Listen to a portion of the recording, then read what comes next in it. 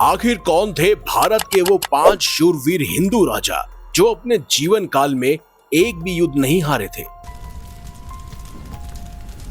इतिहास में हजारों राजा हुए। कुछ ने विदेशी आक्रमणकारियों को कुचलकर साम्राज्य बनाए, कुछ ने प्रजा के लिए अपने सर तक कटवा दिए।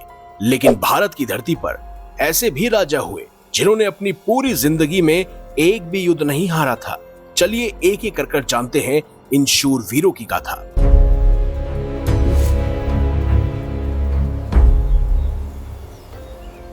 17वीं शताब्दी, जब मुगल साम्राज्य पूरे भारत पर अपना आतंक फैला रहा था, तब बुंदेलखंड की धरती से एक ऐसा योद्धा उठा जिसने औरंगजेब की नींदें उड़ा दी। महाराजा छत्रसाल बुंदेला।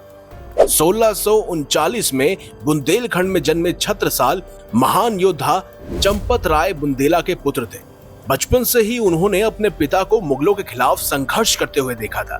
लेकिन असली मोड़ तो उनके जीवन में तब आया जब युवा छत्रसाल ने छत्रपति शिवाजी महाराज से मुलाकात की। शिवाजी ने उन्हें कहा भी था कि अपने क्षेत्र में जाओ और मुगलों के खिलाफ स्वतंत्र राज्य स्थापित करो। बस यहीं से शुरू हुआ बुंदेलखंड का महान युद्ध। छत्रसाल ने छोटी सेना से शुरुआत की, लेकिन गुर्रिला युद्ध नीति अपनाकर धीरे धीरे मुगलों के कई सारे किलों पर कब्जा कर लिया। उन्होंने मुगल सूबेदारों के खिलाफ दर्जनों युद्ध लड़े और एक एक कर पूरे बुंदेलखंड को स्वतंत्र करा लिया। इतिहासकार मानते हैं कि उन्होंने 50 से अधिक बड़े युद्ध लड़े थे और सभी में विजय प्राप्त की। सबसे प्रसिद्ध युद्ध था मोहम्मद खान बंगश के खिलाफ।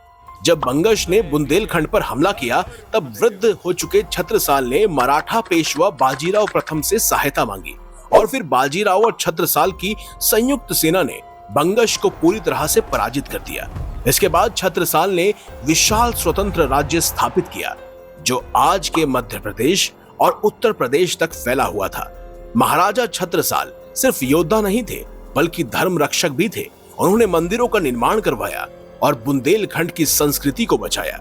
उनका नाम इतिहास में इसीलिए अमर है क्योंकि उन्होंने औरंगजेब और मुगलों जैसे शक्तिशाली साम्राज्य के सामने कभी घुटने नहीं टेके। हर हर महादेव। अगर भारत के इतिहास में किसी योद्धा को अजेय सेनापति कहा जाता है तो वो नाम होगा पेशवा बाजीराव प्रथम। 1700 में जन्मे बाजीराव मराठा साम्राज्य के महान पेशवा थे। सिर्फ 20 वर्ष की उम्र में उन्हें पेशवा बनाया गया। उस समय मुगल साम्राज्य कमजोर हो रहा था, लेकिन अभी भी भारत की सबसे बड़ी शक्ति वही था। बाजीराव ने समझ लिया कि अगर मराठाओं को भारत का नेतृत्व करना है तो उन्हें तेज गति और गुर्रिला रणनीति अपनानी होगी। उन्होंने लाइटनिंग कैवेलरी अटैक शुरू किए। उनकी सेना इतनी तेज चलती थी कि दुश्मन संभल ही नहीं पाता था। उन्होंने निजाम, मुगल, बंगश और कई शक्तिशाली दुश्मनों को हराया। सबसे प्रसिद्ध युद्ध था पालखेड़ का युद्ध। इस युद्ध में बाजीराव ने हैदराबाद के निजाम को पूरी तरह से घेर लिया। बिना बड़ी लड़ाई लड़े निजाम को आत्मसमर्पण करना पड़ा। ब्रिटिश इतिहासकारों ने इस युद्ध को मिलिट्री मास्टरपीस कहा था। इसके बाद उन्होंने दिल्ली तक मराठा शक्ति का विस्तार कर दिया। मुगल बादशाह तक मराठाओं से डरने लगे थे। बाजीराव ने केवल युद्ध नहीं जीते, उन्होंने पूरे भारत का पावर बैलेंस ही बदल दिया। इतिहासकार मानते हैं कि उन्होंने लगभग 41 बड़े युद्ध लड़े अपने पूरे जीवन काल में और एक भी बार नहीं हारे। उनकी सबसे बड़ी ताकत थी speed, surprise attacks, guerrilla warfare, psychological warfares, और इसीलिए उनका नाम सुनकर ही दुश्मन कांपने लगते थे।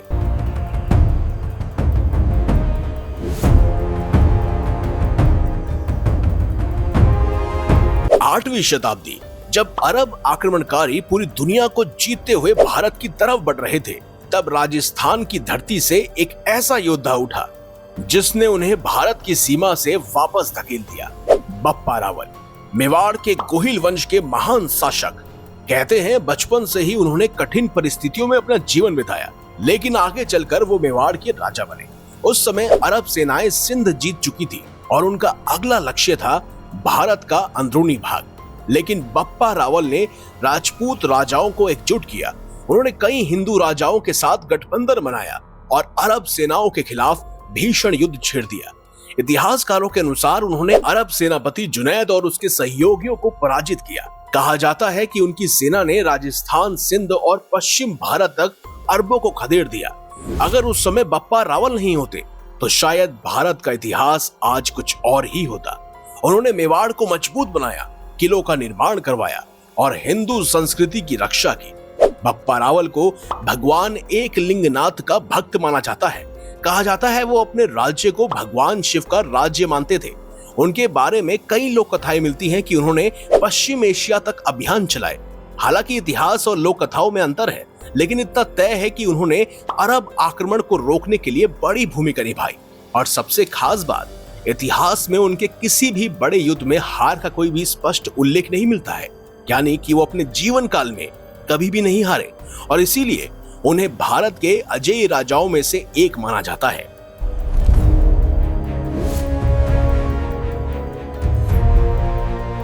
कल्पना कीजिए, एक ऐसा युवक जो साधारण परिवार में जन्म लेता है, लेकिन आगे चलकर भारत का सबसे बड़ा साम्राज्य खड़ा कर देता है। ये कहानी है चंद्रगुप्त मौर्य की। 4वीं शताब्दी ईसा पूर्व में जन्मे चंद्रगुप्त शुरुआत में साधारण जीवन जी रहे थे, लेकिन तभी उनकी मुलाकात हुई भारत के महान रणनीतिकार चाणक्य से। चाणक्य ने उनमें एक सम्राट देखा। उस समय भारत पर नंद वंश का शासन था और उत्तर पश्चिम में सिकंदर के सेनापति यूनानी शासन चला रहे थे। चाणक्य और चंद्रगुप्त ने मिलकर योजना बनाई और धीरे धीरे अपनी सेना को तैयार किया।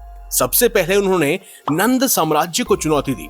कई संघर्षों के बाद चंद्रगुप्त मौर्य ने मगध पर विजय प्राप्त कर ली और मौर्य साम्राज्य की स्थापना की। लेकिन असली खतरा अभी बाकी था। सिकंदर की मृत्यु के बाद उनका सेनापति सेल्यूकस निकेटर भारत पर हमला करने आया। उनके पास विशाल यूनानी सेना थी, लेकिन चंद्रगुप्त की रणनीति के सामने वो टिक नहीं पाया। करीब 305 ईसा पूर्व में हुए युद्ध में चंद्रगुप्त मौर्य ने सेल्यूकस को पराजित कर दिया। इतिहासकारों के अनुसार सेल्यूकस को अपनी बेटी का विवाह चंद्रगुप्त मौर्य से करना पड़ा और अफगानिस्तान के कई सारे क्षेत्र भारत को देने पड़े। ये पहली बार था जब किसी भारतीय सम्राट ने यूनानी शक्ति को झुका दिया था। चंद्रगुप्त ने उत्तर से दक्षिण तक विशाल साम्राज्य स्थापित किया, जो भारत के इतिहास का सबसे शक्तिशाली साम्राज्य बना। उन्होंने कभी भी कोई भी युद्ध नहीं हारा। उनकी सेना में लाखों सैनिक, हजारों हाथी और घुड़सवार थे, लेकिन उनकी सबसे बड़ी ताकत थी रणनीति। अगर चाणक्य दिमाग थे तो चंद्रगुप्त उस रणनीति की तलवार थे।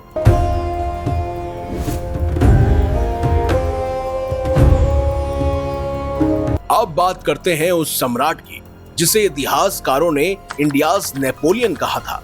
वो थे समुद्रगुप्त। गुप्त वंश के महान सम्राट समुद्रगुप्त भारत के सबसे महान विजेताओं में गिने जाते हैं। उनके पिता थे चंद्रगुप्त प्रथम, लेकिन राजा बनने का रास्ता आसान नहीं था। कई राजकुमारों के बीच संघर्ष के बाद समुद्रगुप्त को उत्तराधिकारी चुना गया और फिर शुरू हुआ भारत विजय अभियान। समुद्रगुप्त ने उत्तर भारत के कई राज्यों को हराया, फिर दक्षिण भारत की ओर बढ़े। उनके अभियानों का वर्णन इलाहाबाद स्तंभ लेख में मिलता है। इतिहासकारों के अनुसार उन्होंने दर्जनों राजाओं को पराजित किया, कुछ को अपने साम्राज्य में मिला लिया और कुछ को करदाता बना दिया। उन्होंने आर्यवर्त के राजाओं को हराया, दक्षिण भारत तक अभियान चलाया, वन राज्यों को जीता, सीमा राज्यों को भी अधीन कर लिया। इतिहासकार मानते हैं कि उन्होंने अपने जीवन में कभी भी कोई युद्ध नहीं हारा था। उनकी सेना बेहद शक्तिशाली थी, लेकिन उनकी असली ताकत थी राजनीतिक बुद्धिमत्ता। जहां जरूरी हुआ वहां पर युद्ध किया, जहां जरूरी हुआ वहां पर संधि कर ली। उन्होंने गुप्त साम्राज्य को भारत की सबसे बड़ी शक्ति बना दिया था। समुद्रगुप्त सिर्फ योद्धा नहीं थे, वो महान कला प्रेमी और संगीतकार भी थे। उनके सिक्कों पर उन्हें वीणा बजाते हुए दिखाया गया, यानी एक ऐसा सम्राट जो युद्ध भूमि में अजय था और कला में महान। तो दोस्तों, यही थे भारत के वो 5 हिंदू राजा जो इतिहास में अजय कहलाए। किसी ने मुगलों को हराया, किसी ने यूनानियों को झुकाया, तो किसी ने अरब आक्रमणकारियों को भारत से बाहर खदेड़ दिया। लेकिन इन सभी में एक चीज समान थी, उनका साहस, उनकी रणनीति और अपनी मातृभूमि के लिए मर मिटने का जज्बा। अब सवाल आपसे है, आखिर इन 5 राजाओं में से आपका फेवरेट कौन है? कमेंट बॉक्स पे हमें जरूर बताइएगा। तो वीडियो अगर आपको अच्छी लगी है तो इसे लाइक कीजिए, हमारे चैनल को सब्सक्राइब कीजिए और इसे ज्यादा से ज्यादा शेयर भी कीजिए, क्योंकि यहाँ इतिहास सिर्फ बताया नहीं जाता बल्कि जिंदा किया जाता है। ऐसी ही वीडियोस के लिए देखते रहिए संपूर्ण ज्ञान का केंद्र बिंदु, मिस्टीरियस हिंदू।